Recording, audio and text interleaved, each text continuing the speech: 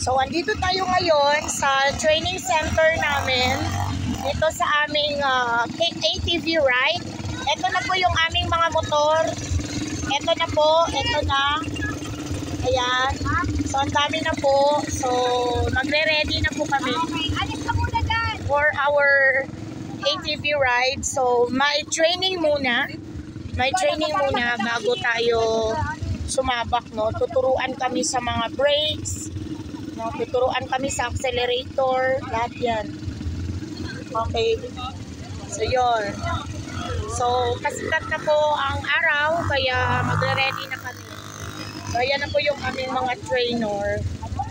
Ayan. So, first time experience ko po ito. Ayan na po si Mayon, no?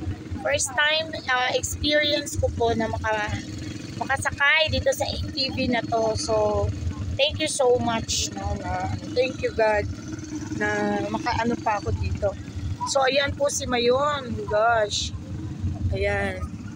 So, mamaya, update ko kayo kasi sana pwede tayo, bawal daw kasi mag-selfie.